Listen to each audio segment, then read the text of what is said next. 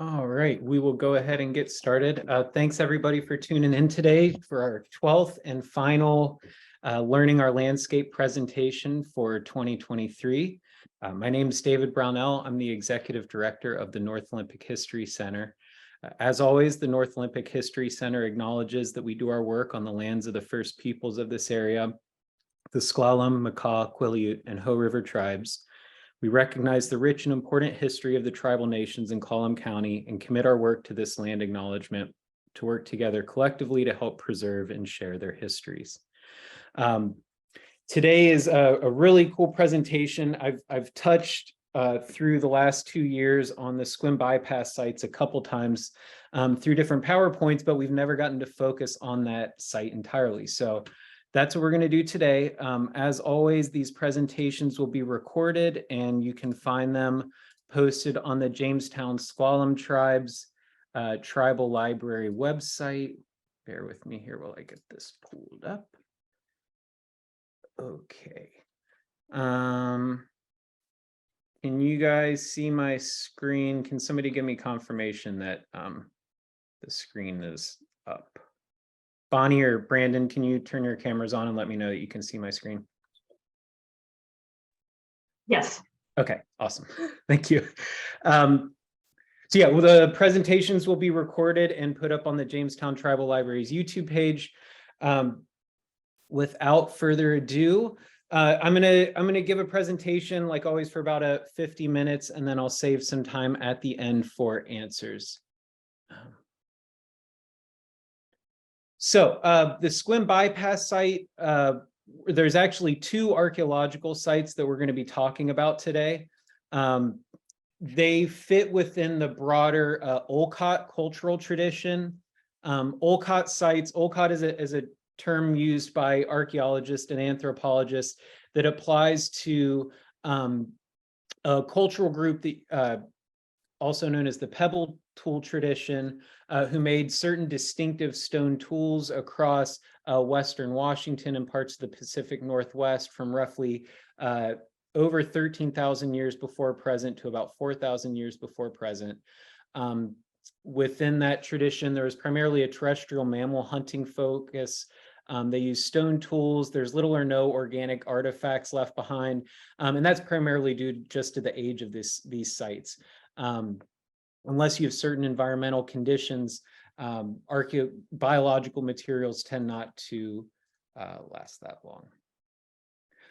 The blue triangles that you can see on this map are actually Olcott sites that have been documented across the Northeast Olympic Peninsula. So you can see we have quite a few.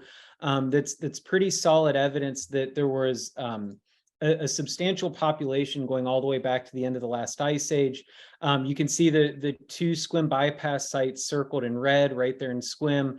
The triangle just to the south of them is the Manus Mastodon site, which we've also spoken about. And then you can see up into the foothills around the area of Slab Camp is another site. And then down on the Little Quilcene River is another Olcott site. And at that time, the environment in Western Washington was very different than it is today. The forest had not closed in over Western Washington, so the landscape was a relatively open, arid landscape with few trees on it. So you had large groups of large terrestrial mammals roaming around that landscape, like the mastodon that was killed at the Manus site, as well as elk, deer, caribou, bison antiquus, which is the American bison's larger, older ancestor, and other animals. What I want to talk about for a second is just the actual geography of where the site is located. You can see I put a dashed red circle here that kind of gives you the approximate location of 45 CA 426, which is the Smithsonian trinomial designation for the larger of the 2 Sequim Bypass sites. The other site is located a little bit farther west towards the Dungeness River. When you see the yellow and orange cross on your screen, that's just giving you an approximate extent of the Sequim prairies that were here up through the historic period. So at the very south end, or the lower end of the vertical orange line, is the Sporcine Prairie. And then at the west or left end of the yellow line is the Carlsberg Prairie. And then you can see that the major Sequim Prairie just north of the Sequim Bypass site is the large open area just above the dashed red circle. And the Sequim Bypass site was essentially a hunting camp located on a terrace edge that runs right through that red dashed circle that overlooked the Sequim Prairie. So it was sort of this perfect location where you had Bell Creek, and earlier than that, a Dungeness River Paleo Channel running right through or right under this terrace, with a campsite on the terrace over the water, looking out over the prairie to keep an eye out for elk herds, deer herds, that sort of thing. So showing you a little bit closer, the map in the middle here, you can see the red outlined areas are the prairies as they were mapped by the 1859 General Land Office survey maps. The areas that I've highlighted in bright blue were the areas mapped as wetlands at that time in 1859. And you can see the area of 45 CA 426 is dashed in a white circle this time. And again, that site was on a terrace right over this little wetland where Bell Creek's creek channel runs into the Dungeness River Paleo Channel. It formed a small wetland. And that wetland is now primarily, and we'll talk about this later, this site was removed to put the Highway 101 bypass just south of Sequim. But as you're driving on Highway 101, if you look on the north and south sides of the highway as you're going through Sequim, you'll see there's some retention ponds in that area. That's right where this wetland area was. You know, it was sort of the lowest area there just on the south side of Sequim. The map on the left side is actually showing you, this is a map from the archaeological report from the excavations, showing a flood event that happened in January 1997 during the excavations.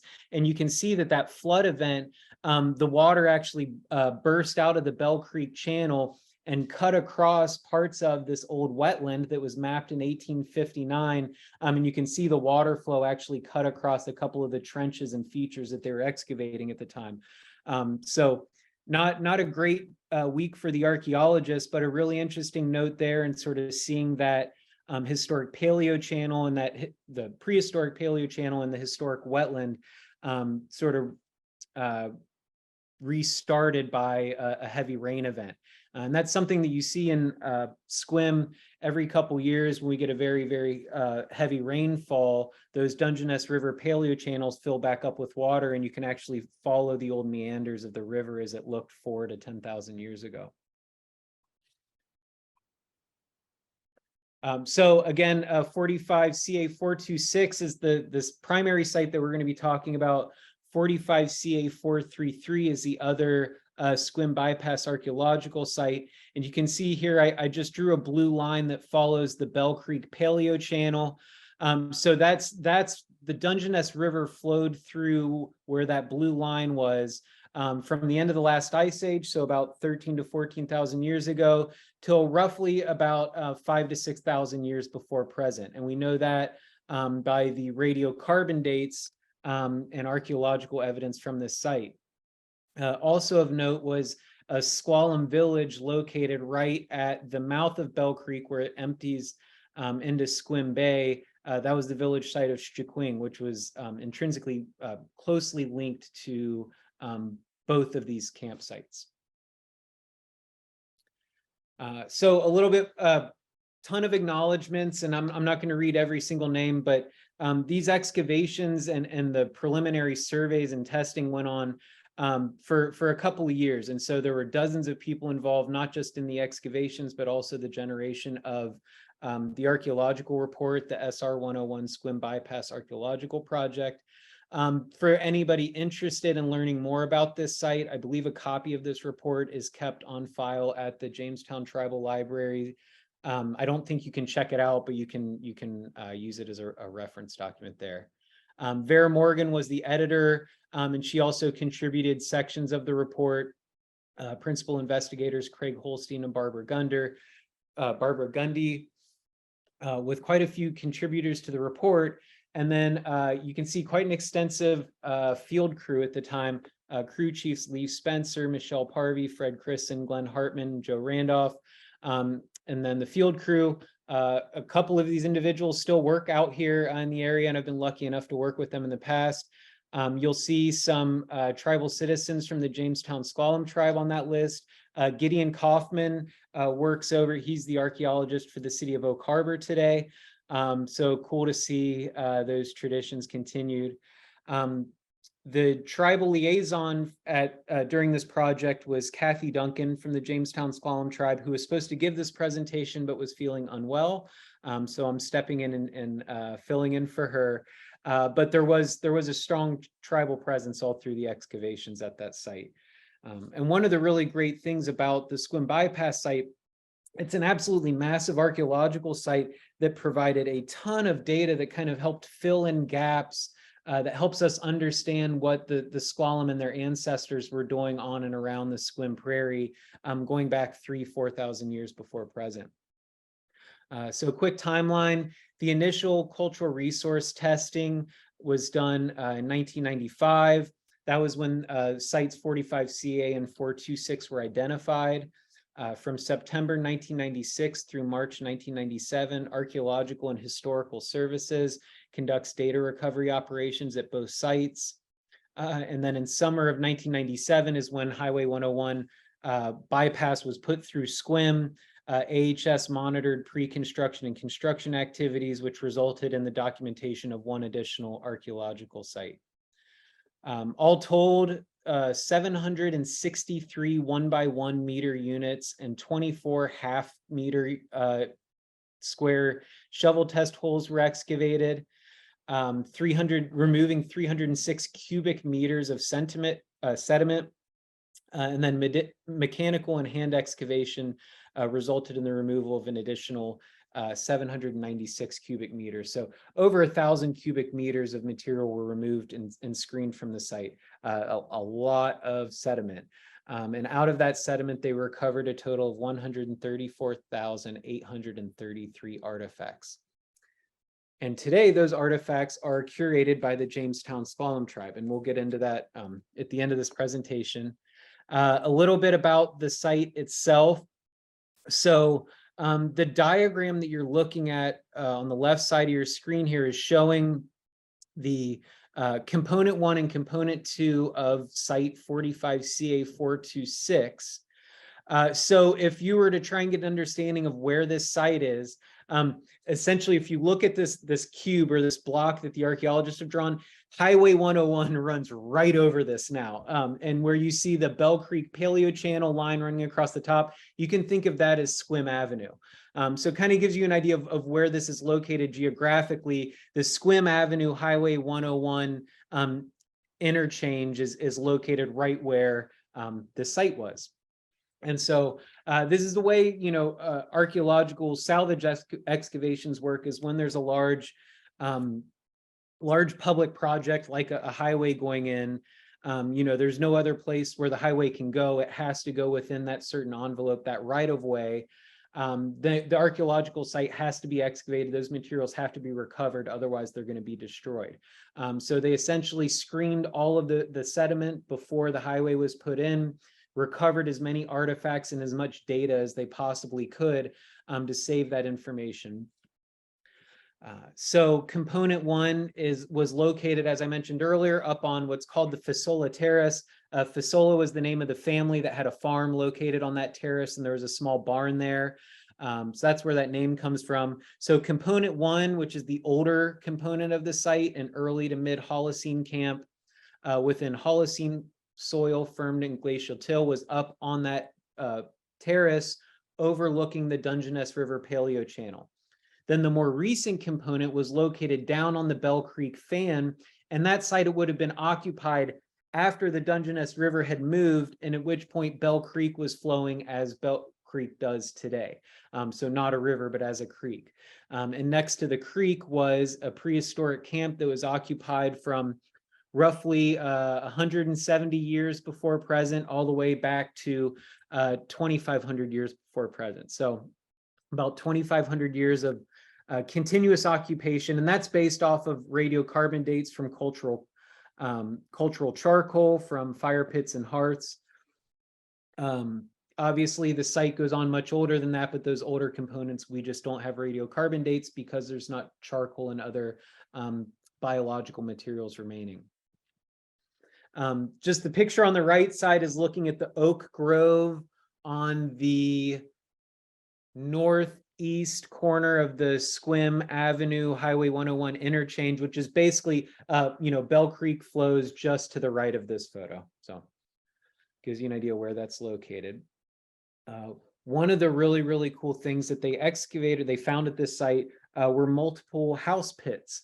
So most people are pretty familiar with the longhouses built by tribes all around the Pacific Northwest, typically made out of Western red cedar. They would split planks. Those planks were tied to posts to make these very long, usually oriented parallel to the shore, long wood structures that typically had one or two entrances and no windows, but openings on the roof. However, there was another tradition of building homes that was used going far back into prehistory. Once people started building longhouses in the Pacific Northwest, this tradition was primarily used more at inland sites away from coastal areas.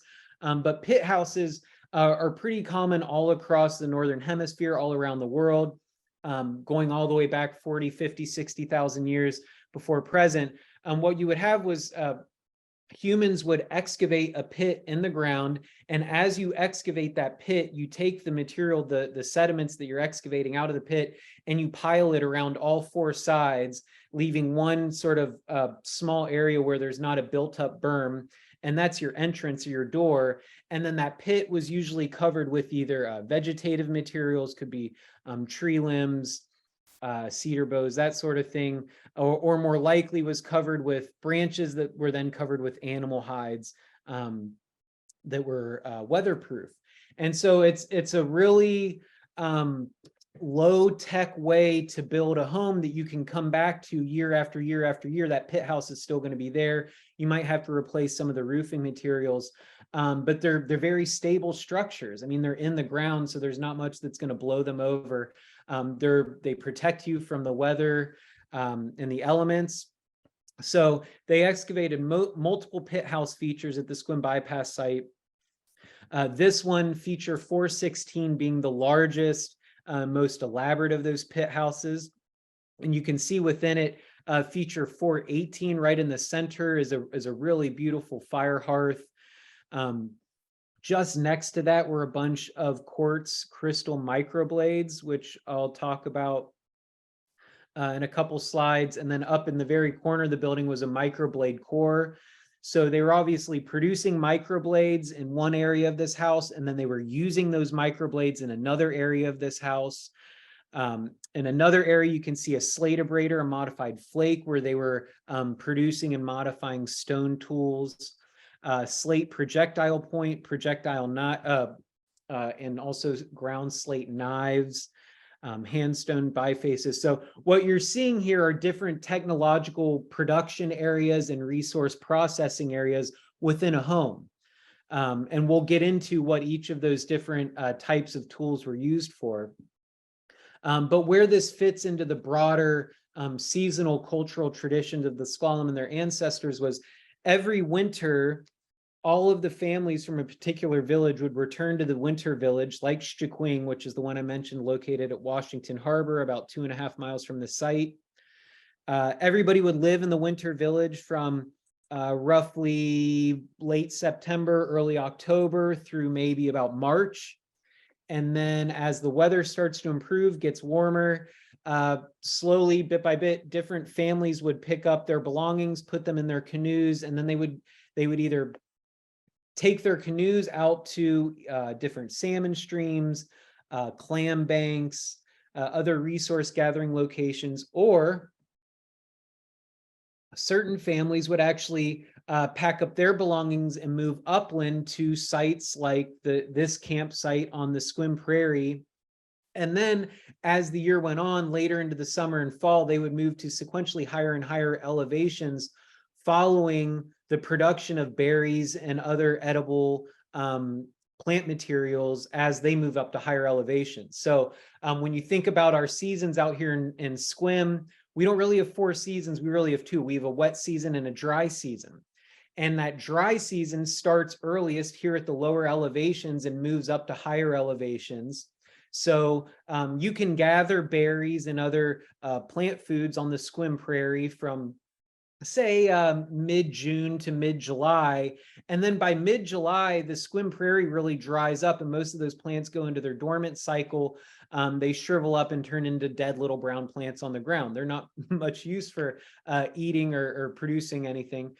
So the families would start using trails to move up to the prairies at higher and higher elevations, eventually ending up at places like Hurricane Ridge, and the alpine prairies up on the top of the mountains, where we have ample archaeological evidence, very similar to this site, seasonal encampments where the women were traditionally either out gathering plant materials or working on weaving plant materials for food or for tool production, and the men were out hunting. And so there's a good chance that probably some of the same families that occupied the Sequim Bypass sites were also the ones up at Hurricane Ridge or those other alpine areas. In the top right corner of this screen, you can see a cross diagram of that center fire pit, feature 418. In a couple slides, I think I've got a photo of it because it's really distinctive. So taking a step back to that earliest component, the Olcott component 1, located on the terrace up above the Dungeness River Paleo Channel, was occupied, we're guesstimating, somewhere around 8,000 to 4,000 years before present. Again, because we don't have radiocarbon dates, those dates are based off of looking at the stone tools from this archaeological site and comparing them to other archaeological sites around the region that do have radiocarbon dates. Interestingly, at the time of the excavations, this component 1 from 45 CA 426 was the largest Olcott assemblage in Western Washington. So we're talking about a really significant site that was occupied for a very significant period of time. That assemblage included stone tools that were used for cutting, scraping, and chopping, as well as projectile points. So basically everything you need to kill an animal and then chop it up and use the various parts for food or tools. So this image in the center is that hearth from the center of the house pit that we looked at 2 slides ago. So that house pit was located in component 2, which is the more recent occupation, located down on the Bell Creek fan. This site was occupied from, according to the radiocarbon dates that they were able to pull from charcoal at the site, at least 2,700 years before present until 170 years before present. Couple things about those dates. When we say before present, present is actually 1950, which is when radiocarbon dating started. So you have to take present with a little bit of leeway there. And then there's also, when you have radiocarbon dates, those have to be calibrated, and you can only calibrate them down to a certain range. So it's really hard to get a specific radiocarbon date to an exact date of an exact year. So the 170 years before present radiocarbon date, that comes with a range of plus or minus 60 years. So that could be as recent as 110 years before present, or it could have been as far back as 230 years before present, but somewhere around 100.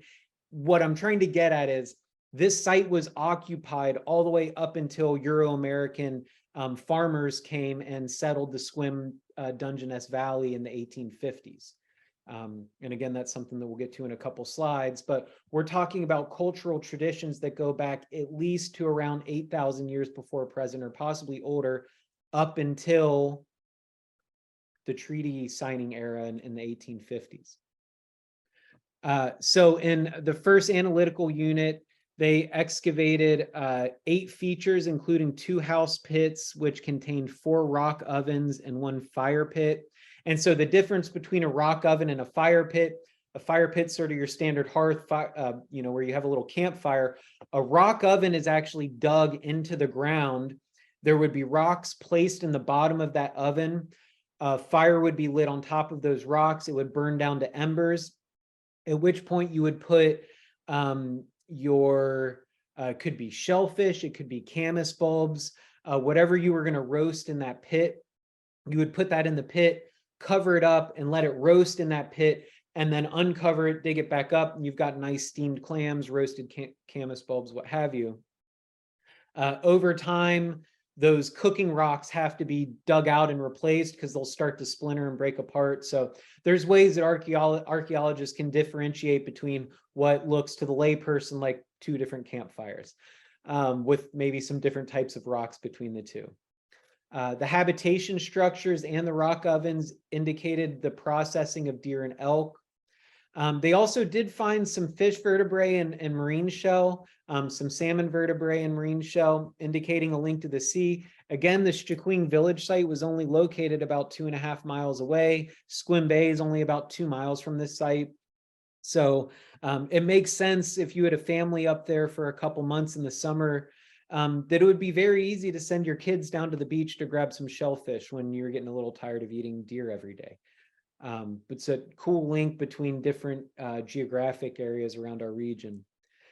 In Analytic Unit B, where they got dates 2400 to 1500 years before present, there were 15 features, including one house pit, which contained rock ovens, internal and external fire pits, and a stone boiling pit, which indicated that people were traveling to this location on a seasonal basis and using the camp for hunting, butchering, and processing cervids, that is elk and deer, for winter storage. That said, if you were a mammal that happened to wander by that camp, you were going to have a bad day. There's also remains of snowshoe hare, cougar, other mammals, and then cod and flounder. Feature 310 is another one of these house pits that we mentioned. You can see this one actually had some net weights in it. So some sort of connection to possibly fishing either down in the coastal areas or possibly in the river, because this site's sort of intermediary. It could kind of be both. This component had Analytical Unit C was dated to 1500 to 1000 years before present, contained 4 rock ovens and 2 fire pits, faunal remains including elk, deer, snowshoe hare, and bird bone.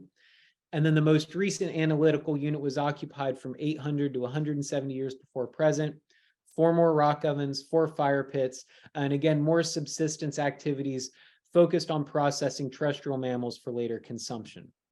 So again, you can see that we've covered 4 different analytical units covering 4,000 years of history, but the essential use of the site did not change through any of that period. These were probably descendants of the same people using the same site over time, passing the same traditions down over time for multiple millennia.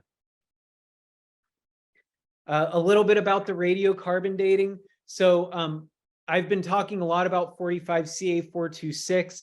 The reason for that is because the other site that I mentioned, 45Ca433, that archaeological site was located within a historic farm where there was a lot of land disturbance and ground clearing. And so unfortunately, there was no intact prehistoric charcoal at 45Ca433, so we couldn't get any radiocarbon dates from that site. All we have are artifacts.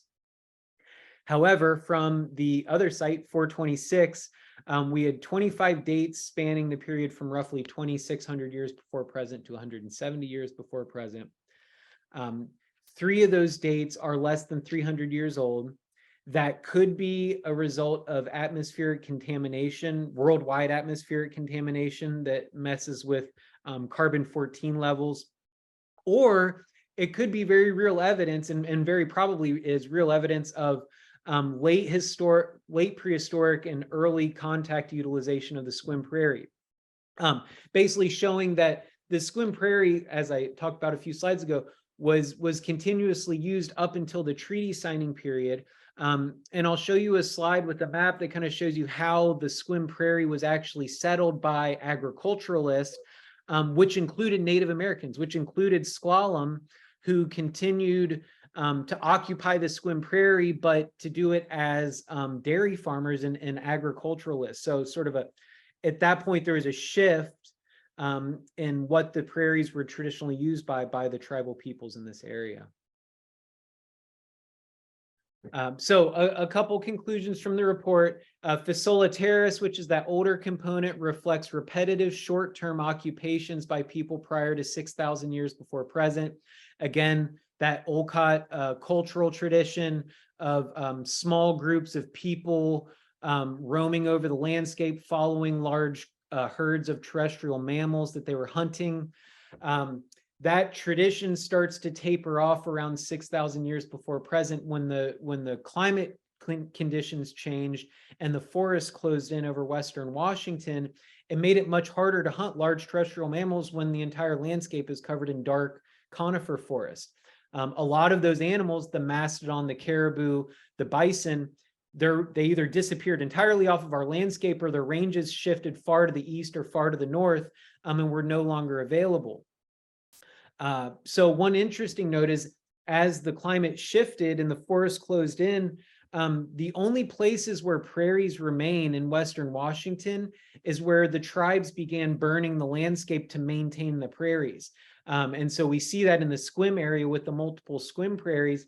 The S'Klallam and their ancestors were repeatedly burning these prairies to keep them open, to stop things like fir saplings and baby Gary oaks and shrubs and bushes from growing over these prairies and turning them through the forest succession cycle into dark conifer forest. Every 2 to 3 years, they would light the prairies on fire and burn them down, returns a lot of those nutrients to the soil and keeps them open. This area was a tool production center where people would quarry raw material, dacite, from gravel bars in the Bell Paleo Channel. You can still find dacite in the Dungeness River and other creek channels in this area. Dacite is a type of basaltic stone that was actually brought here during the last ice age by the glaciers from the area of Mount Garibaldi up in British Columbia, so a few hundred miles to the north. And it's sort of it's the best stone that's locally available for tool making. It's not great, but it was the best that they could find.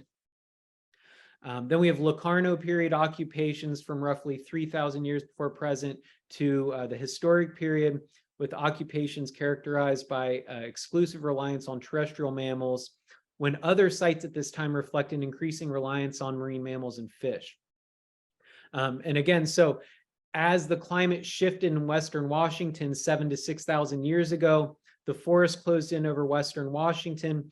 We see that shift technologically and culturally as as folks shifted from hunting these terrestrial mammals to a much more marine-centric lifestyle, where they're hunting marine mammals, they're fishing for salmon, they're gathering large amounts of shellfish. And we start to see the development of what becomes the prototypical Pacific Northwest Coast Salish cultural traditions. However, here in the Sequim area, we get this really interesting sort of overlap, if you want to call it that, where we have coastal sites, village sites, where we do see a reliance on marine mammals and fish, but then we also have these inland sites on the Sequim prairies and then up in the mountains and alpine prairies where there was a reliance on terrestrial mammals and sort of those older traditions going back to the Olcott period. So just really cool overlap in different cultural traditions here in the Sequim Dungeness Valley. So talking a little bit about what happened, this map is really interesting, comes from a different report done for the Jamestown S'Klallam tribe in 2005. But if you look at the Sequim Prairie, which is the largest dark orange blob, it's kind of hard, it does say Sequim Prairie on there. You'll see that there's some lighter orange blocks with little green dots on them. Those are the first farms that were established on the Sequim Prairie. And you can see that they were located around the periphery of the prairie because the prairie itself is excessively drained gravelly cobbles. So it's not great out in the middle of the prairie, isn't great soil for growing anything. But so there's on the north end of the large Sequim Prairie blob, there's kind of a little oblong arm that kind of stretches out to the north. The farm that's located in that little blob was actually the farm belonging to Charles Fitzgerald, who's a tribal ancestor from the Jamestown Squalum tribe. I've found newspaper articles from the 1870s that specifically reference some of the farmers, the earliest farmers on the Sequim Prairie, being Native American farmers. If you look at the south end of the Sequim Prairie, you can see that there's dotted or dashed lines connecting the Sequim Prairie to the Sporcine Prairie to the southwest. And then there's another dotted line that goes from the east end of the Sequim Prairie down to the Sequim Village site, which is the red triangle, tiny red triangle at Washington Harbor. This map has identified those as roads. There were not roads in 1855. There were Indian trails. And those Indian trails are what are mapped on this map, showing you the trails connecting the Sequim Village site to the Sequim Prairie, going directly to the area of where the Sequim Bypass archaeological sites are located. And then from that same area, that trail connects to the Sporcine Prairie. And it's extremely likely that there is another trail going from the south end of the Sporcine Prairie towards the Dungeness River and south up into the foothills of the Olympic Mountains and then up into the Alpine area. So you can see there are originally these networks of trails that cross the entire landscape. And those then were converted to the early wagon roads that then became the roads and now is East Sequim Bay Road, if you look at a map today. So that's kind of what happened to the Sequim Prairie starting 170 years ago, which is when we had that last radiocarbon date. Now I want to dive into a little bit of the actual artifacts and archaeological data that was recovered during these excavations. So in archaeology, there's a practice called botanical flotation.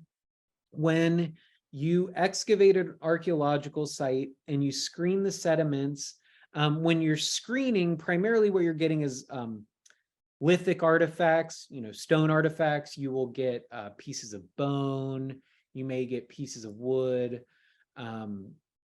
but the screens themselves tend to be too large to capture things like seeds, pollen, that sort of stuff. But what you can do is after you screened those artifacts from the sediment, then you can take that sediment and you can run water through it. And biological materials like plant tissues, seeds, wood will float while the rest of the sediment and rocks will sink. And so it's a really cool way to be able to start analyzing what types of botanical materials you have within the excavated sediments. And what you see from site 45CA426 is primarily a lot of Douglas fir, charcoal, and bark with a small amount of hemlock, cedar, spruce, and true fir. It's firewood. There was not a lot of plant gathering going on the main Sequim Prairie where this site was located, because this wasn't one of the main camas production prairies. Again, the soils on this prairie were excessively drained, gravelly soils. So while there was a single camas bulb found, along with edible tissue from hazelnuts, elderberries, blackberries, and raspberries, there was some plant gathering going on this prairie. This wouldn't have been the primary camas gathering areas. Those prairies were located to the west of the Dungeness River and are on much loamier, water retentive soils that would have had healthier camas, would have produced year round. Again, this was a hunting camp. And so the primary use for plant materials at a hunting camp would be for firewood for roasting and smoking the animals that you're hunting. It appears that the most activity was oriented towards generalized domestic activities surrounding hearths made for warmth and meal preparation. And at 45CA433, the site located closer to the Dungeness River, there was also some shell disposal there of marine shell. So I mentioned earlier this collection is now curated by the Jamestown Squalum tribe in their cultural archaeological collections in Carlsberg. In these photos, The Sequim Bypass collection is the dark brown boxes that you see on the shelves in these photos are all of the Sequim Bypass artifacts. Lots and lots and lots of boxes. And so we'll take a look at what's in some of those. So I talked a little bit about dacite earlier, the stone that was brought here by the glaciers during the last ice age from Mount Garibaldi. So what a toolmaker would do is they would go out to the gravel bars, they would find a dacite cobble, one of our squim potatoes, as we like to call them here, and that's your core. And then you can start flaking off of that core different points and different flakes, and those would be used for different things. As you break that core down into different points and flakes, you also get what's called debitage, which is sort of the waste material or waste flakes that are produced as you're making stone tools. As I mentioned earlier, Site 45 CA426 produced one of the largest artifact assemblages in an excavated context in the Puget Sound region. And the core and flake tools, specifically dacite, demonstrate that this was a manufacturing locale, that these tools were being produced here on site. They were producing scrapers. Cores were sort of what the tools, the other tools were produced off of. Flake tools and cobble spalls indicate they have use wear patterns consistent with butchering animals, extracting bone grease and marrow, and light woodworking activities. One interesting thing of note, I talk a lot about all the artifacts that we do see at this site. One thing that we don't see at this site that we do see at other coastal slalom sites from the Sequim area are elk antler wood splitting wedges. So again, when they say light woodworking activities, what they're referring to is the specific working on things like bows, arrows, spears, lance points, actually working on wood tools and not actually splitting planks and cutting down trees, that sort of thing. So in addition to making the scrapers and cobbles that I was just showing on the last site, dacite was used to make projectile points. These match up with other points from dated sites in the region. Dacite was commonly used in tool production, and it has a geochemical, they actually looked at the geochemical signature and make megascopic characteristics to confirm that the dacite that was used to produce these tools, these projectile points and knives, is identical to dacite that can still be found in the Bell Creek and Dungeness River channels today. So again, the toolkit was right there. They knew how to find it. They knew how to use it. My favorite artifacts from this site are these beautiful ground slate projectile points and knives.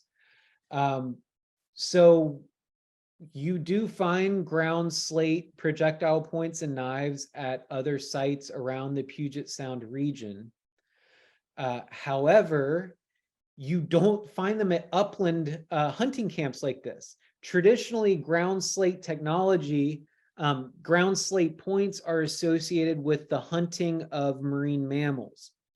And the reason for that is you would use these ground slate points are great. They get to, you can see, you can grind them to an extremely sharp point.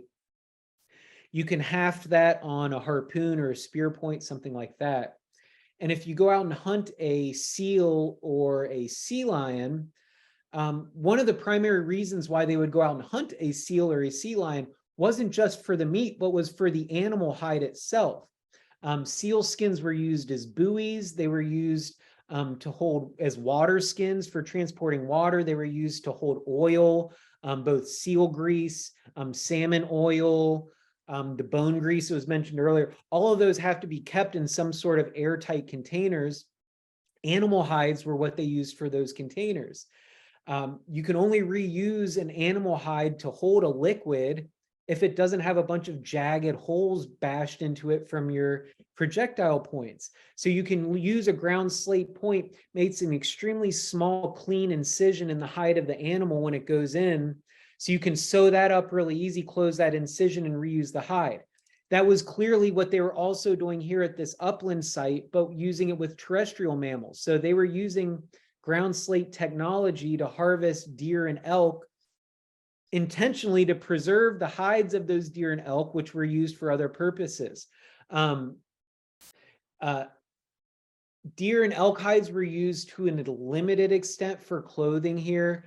Traditionally, what clothing that was worn was usually made out of Western red cedar bark. However, when, for example, when men would go to war, they would wear an armor made out of multiple layers of thick elk hide. Elk hide would have been used for a variety of purposes. So just really interesting different take on a technology and cultural tradition that we see around this region. Again, we've got something really interesting going on here in the Sequim Dungeness Valley that's similar to, but a little bit different than what was going on in the rest of the region. Another set of really cool artifacts from this site are quartz crystal artifacts. So quartz microblades can be found at a couple different archaeological sites around the region, perhaps most famously at the Hoko River wet site, which is located out on the Hoko River, out on northwest corner of the Olympic Peninsula. And what was interesting there is they excavated a wet site, which because it was wet, it was anaerobic, it preserved biological materials. And so they actually found some of these quartz microblades in context with these little cedar sticks, and they were able to recreate them and get an idea of what they were used for. And so out at the Hoko River site, these quartz microblades were actually hafted on these tiny little cedar sticks, kind of about the size similar to chopsticks that you might use for eating.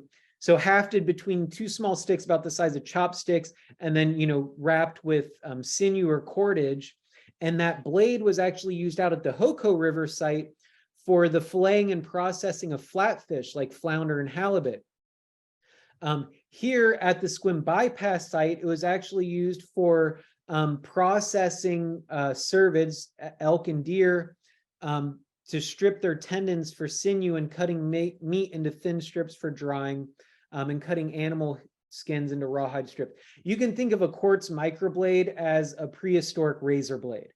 These things are super sharp.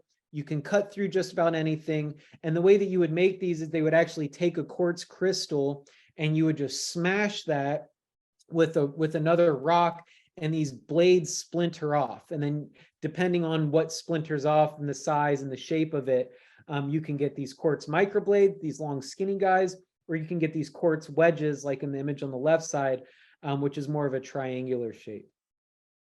And these quartz crystals do come from, they are locally sourced. This is an example of a quartz core. So again, they would have taken this and they would have smashed this crystal, and that would have broken off these microblades that they then hafted. So the quartz microblades that were found within that house pit that we showed a couple slides ago, these were actually found in direct association with the archaeological context of metatarsals and metacarpals and metatarsals from deer and elk, which are the in humans are ankle and wrist bones, and that's where a lot of the sinew and tendons are in deer and elk, and that's what they were harvesting. And those sinews and tendons were then used to as cordage, as sort of string back in the day to haft arrowheads onto an arrow, to haft a spear point onto a spear, et cetera, et cetera. So I'm going to go ahead and stop there. Thanks again, and hope to see you next month and next year. Have a great day.